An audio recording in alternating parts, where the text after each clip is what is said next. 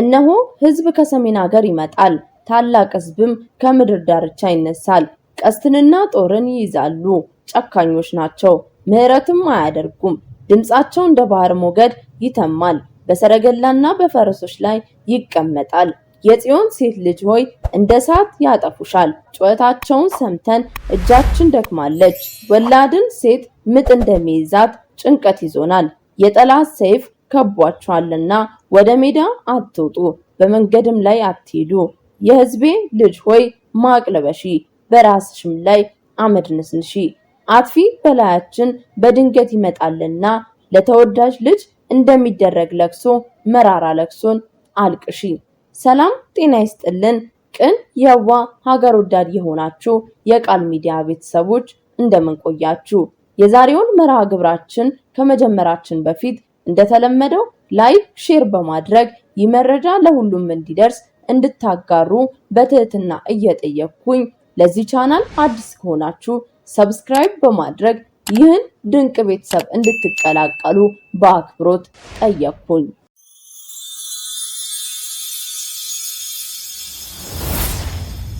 ብዙ ጊዜ ከጥፋታችን እንድንመለስ በአንድም በሌላ መልኩ እግዚአብሔር ምልክትን ይሰጠናል፣ እንዲሁም ይገስጸናል። አልሰማ አላስተውል ብለን እንጂ ከኛም አልፈን ለልጅ ልጆቻችን መከራን የምናወርሰው እኛው በደለኞቹ ነን። የምህረት አምላክ ቁጣው የዘገየ ምህረቱ ከንፋስ በሚልቅ መልኩ የፈጠነ እርሱ እንዳይምረን ይቅር እንዳይለን ልቡን ለማደንደን ታትረን እየሰራን ያለነው እኛው ነን። በቅዱሱ መጽሐፍ ላይ ብዙ ቦታ ላይ ምን ያህል እንደሚወደን እኛ እንድንመለስ ምን ያህል እንዳስጠነቀቀን በፍቅር ይመለሳሉ ብሎ ሳይታክት ምን ያህል እንደጠበቀን በብዙ ታሪኮች ላይ ነቢያት፣ ሐዋርያት አስፍረው በዛው ልክም ምህረቱን ሳይሹ በኃጢአት፣ በዝሙት፣ በክፋት፣ በበደል እርሱን ያሳዘኑትን እንዴት እንደቀጣ እንዴት እንደተቆጣ በቅዱስ መጽሐፍ ተጽፎ እናገኘዋለን። እንደ ምሳሌ ብናነሳም ብዙዎች የሚያውቋቸው በዘፍጥረት ምዕራፍ 11 ላይ የተጠቀሰው የሰናዖር ምድር እንዴት ቋንቋቸው እንደደበላለቀ እንዲሁም በዘፍጥረት ምዕራፍ 7 ላይ እንደተጻፈው የሕይወት እስትንፋስ ያለው ሁሉ በየብስም ያለው ሁሉ ሞተ፣ በምድር ላይ የነበረው ሁሉ ከሰው ጀምሮ እስከ እንስሳ ድረስ ያሉ ሁሉ ከምድር ላይ ተደመሰሱ። ቅዱሱ ኖህና ቤተሰቡ እንዲሁም በመርከብ ውስጥ እንዲገቡ የተፈቀደላቸው እንስሳት ብቻ በምድር ላይ ቀሩ ይላል ቅዱሱ መጽሐፍ። ታዲያ እግዚአብሔርን የበደሉትን አጥፍቶ ነገር ግን የእርሱን ትእዛዝ እያከበሩ ለእርሱ የሚገዙ ትእዛዛቱን በመጠበቅ ለእግዚአብሔር ታማኝ የሆኑትን ኖህን እና የኖህ ቤተሰብን እንዴት እንዳዳናቸው ማየት እንችላለን።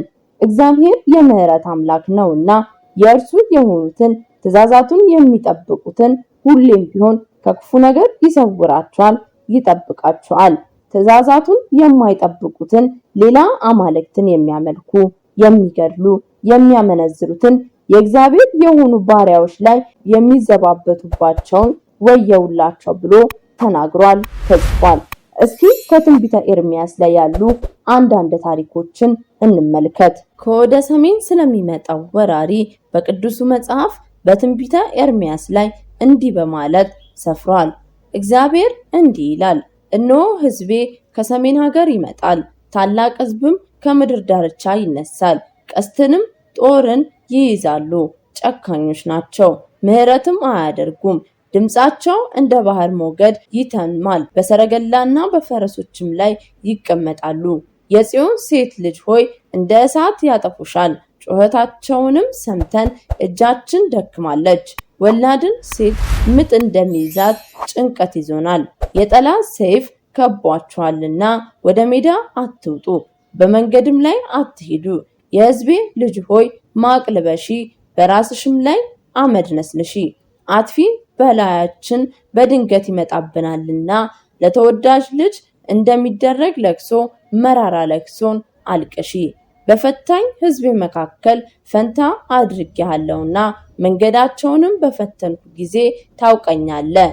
እነርሱ ሁሉ እጅግ ደንቆሮች ናቸው፣ በጠማማነት ይሄዳሉ። ሁሉም እንደ ናስ ብረት የዛጉ ናቸው። ወናፍን የሚያናፋው ደከመ፣ እርሳሱንም በእሳት ቀለጠ። አንጥረኛውም መልሶ በከንቱ ያቀልጠዋል፣ ኃጢአታቸውም አልተወገደም። እግዚአብሔር ንቋቸዋልና የተናቀ ብር ብላችሁ ጥሯቸው። ከእግዚአብሔር ዘንድ ወደ ኤርምያስ የመጣው ቃል ይህ ነው፣ እንዲህም አለ። በእግዚአብሔር ቤት በር ቁም፣ ይህንንም ቃል እንዲህ ብለህ ተናገር። ለእግዚአብሔር ትሰግዱ ዘንድ በእነዚህ በሮች የምትገቡ ከይሁዳ ያላችሁ እግዚአብሔርን ቃል ስሙ። የእስራኤልም አምላክ እግዚአብሔር እንዲህ ይላል፣ መንገዳችሁን ስራችሁን አቅኑ፣ በዚህም ስፍራ አሳድራችኋለሁ። የእግዚአብሔር መቅደስ ይህ ነው እላችኋለሁ። በሐሰት ቃል በራሳችሁ አትታመኑ።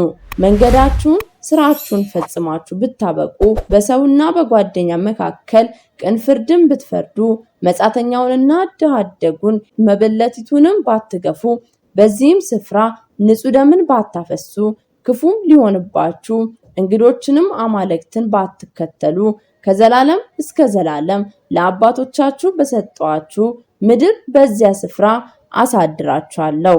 እነሆ በማትጠቀሙበት በሐሰት ቃል ብትተማመኑ፣ ብትገድሉ፣ ብታመነዝሩ፣ ብትሰርቁ፣ በሐሰት ብትምሉ፣ ለበዓልም ብታጥኑ፣ በማታውቋቸው እንግዶች አማልክት ብትከተሉ ክፉ ያገኛቸዋል። ስለተገደሉ ስለ ሕዝቤ ሴት ልጅ ሰዎች ሌሊትና ቀን አለቅስ ዘንድ በራሴ ውሃን ለዓይኔም የእንባን ምንጭ ማን በሰጠኝ? ሁሉም አመንዝሮች የአመፀኞች ጉባኤ ናቸውና ሕዝቤንም እተዋቸው ዘንድ ከእነርሱም እለይ ዘንድ በምድረ በዳ ማደሪያን ማን በሰጠኝ? ምላሳቸውን በሐሰት እንደ ቀስት ገተሩ፣ በምድርም በረቱ፣ ነገር ግን ለእውነት አይደለም። ከክፋት ወደ ክፋት ይሄዳሉ፣ እኔንም አላወቁምና ይላል እግዚአብሔር። ወንድምም ሁሉ ያሰናክላል፣ ባልንጀራም ሁሉ በጠማማነት ይሄዳልና። እናንተ ሁሉ ከባልንጀሮቻችሁ ተጠንቀቁ፣ በወንድሞቻችሁ አትታመኑ። እያንዳንዱ በባልንጀራው ላይ ይሳለቃል፣ በእውነትም አይናገርም። ሐሰት መናገርንም ምላሳቸው ተምሯል። በደሉ፣ መመለስንም እምቢ አሉ። አራጣንም በአራጣ ላይ ይቀበላሉ፣ ተንኮልን በተንኮል ላይ ይሰራሉ። እኔንም ያውቁኝ ዘንድ እምቢ ብለዋል ይላል እግዚአብሔር። ስለዚህ እግዚአብሔር እንዲህ ይላል፣ እነሆ እቀጣቸዋለሁ፣ እፈትንማቸዋለሁ። ስለ ሕዝቤ ሴት ልጅ ክፋት እንደዚሁ አደርጋለሁ። ምላሳቸው ሳለ ፍላጻ ነው፣ ንግግራቸው ሽንገላ ነው። ለባልንጀሮቻቸው ሰላምን ይናገራሉ፣ በልባቸው ግን ጥላቻን ይይዛሉ። በውኑ ስለዚህ ነገር በመቅሰፍት አልጎበኝምን? ይላል እግዚአብሔር። ነፍሴ እንደዚህ ባለ ሕዝብ ላይ አትበቀልምን ብሎ ክፋትን የሚያደርጉትን እንዴት እንደሚቀጣ ይናገራል። ከዚያም ጣዖታትን ስለሚያመልኩ የተናገረው እንዲህ ይላል፣ ይህን የሚያስተውል ጠቢብ ሰው ማን ነው? ያወራስ ዘንድ የእግዚአብሔር አፍ ለማን ተናገረ? ሰው እንዳያልፍባት ምድርስ ስለምን ጠፋች? እንደ ምድረ በዳስ ስለምን ተቃጠለች?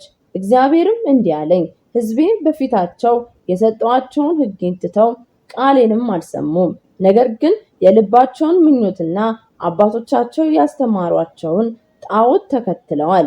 ስለዚህ የእስራኤል አምላክ የሰራዊት ጌታ እግዚአብሔር እንዲህ ይላል፣ እነሆ ይህ ሕዝብ መከራን አበላዋለሁ፣ የሐሞትንም ውሃ አጠጣዋለሁ። እነርሱንና አባቶቻቸውን ባላወቋቸው አሕዛብ መካከል እበትናቸዋለሁ፣ እስካጠፋቸውም ድረስ በስተኋላቸው ሰይፍን እሰድባቸዋለሁ። ከዚህም በመቀጠል እግዚአብሔር ለኛ አሁን ላለን ምዕመናን እንዲህ በማለት ተናግሯል። እግዚአብሔርም እንዲህ ይላል፣ ጠቢብ በጥበቡ አይመካ፣ ኃይልም በኃይሉ አይመካ፣ ባለጠጋም በብልጥግናው አይመካ።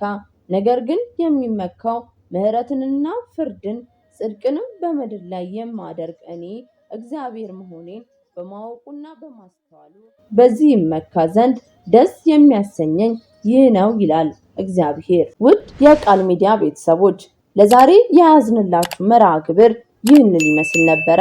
እስከ መርሃ ግብራችን ፍጻሜ ድረስ አብራችሁ ስለቆያችሁ እያመሰገንኩኝ ይህን ቪዲዮ ለሁሉም እንዲደርስ ሼር በማድረግ አብሮነታችሁን እንድታሳዩኝ በትህትና እየጠየቅኩኝ ሰናይ ጊዜን ተመኘው ከቃል ሚዲያ።